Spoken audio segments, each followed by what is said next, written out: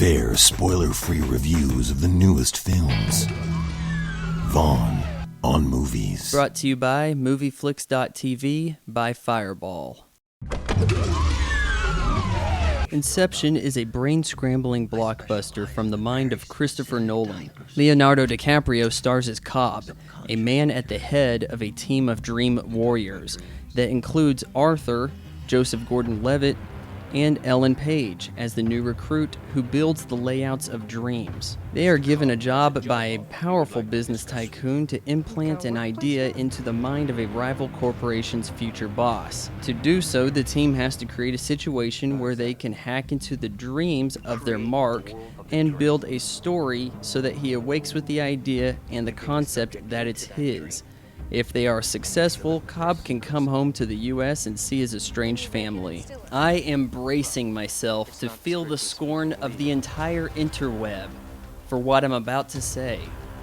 See, I like this movie, but it was better the first time I saw it when it was called The Matrix. The world's toughest movie critic. The positives are apparent. The visual effects are absolutely awe-inspiring.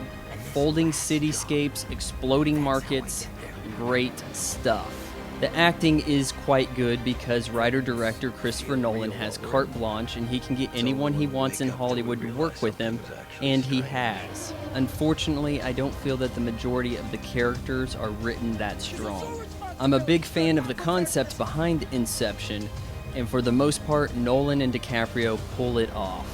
Now I'm going to expose some problems that I feel set this movie backwards. Inception is a smart person's movie, but it's repackaged to sell to the common American. And the key to understanding this is found in dissecting the Ellen Page character, the architect. You see, Cobb's team already has an architect, and he conveniently leaves the picture so that Ellen can be introduced. And the whole purpose to her existence is to trigger a spoon-feeding of explanations. The plot is very original but painfully complicated at times, and having to cease action to verbally communicate what's going on to this outside character is not good writing. I'll say it again, the story is very compelling, but the vast majority of the dialogue is spent explaining the process behind what we're seeing. Now, why did I mention The Matrix earlier?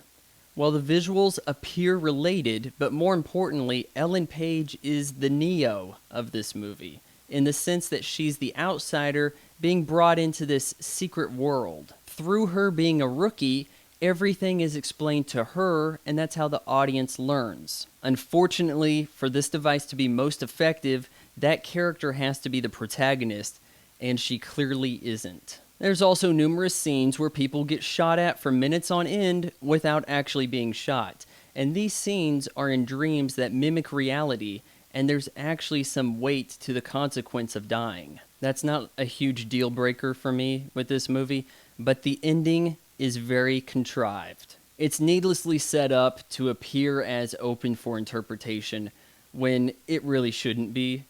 And I'm going to give you my reading on that at the end of this review. And before I can give out my final score, I have to give a shout out to Griffmoy for answering this week's Pop Quiz Hotshot trivia question.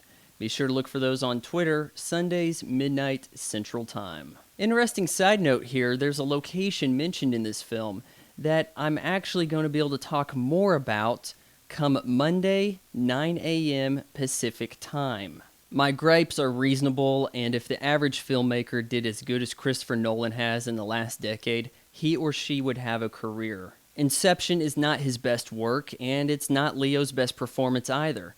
It is, however, one of the better movies of a mostly forgettable summer. I give Inception 3 out of 4 stars. I'll see you guys next time.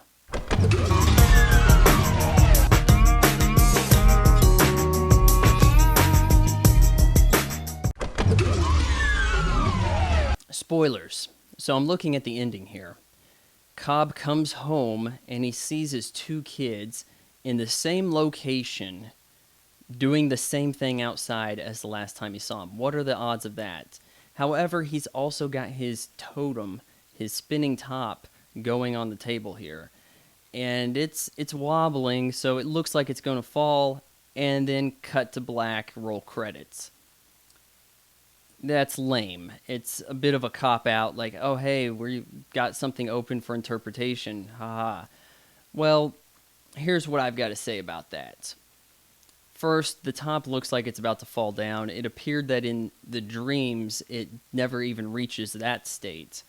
Then you have to factor in that he finally saw his kids' faces, which tells me that being he was always diverted from that in the dreams, this is reality. And what are the chances that someone has built a dream like this for him at the conclusion of the mission? Unlikely. So that's my evidence for a definitive conclusion.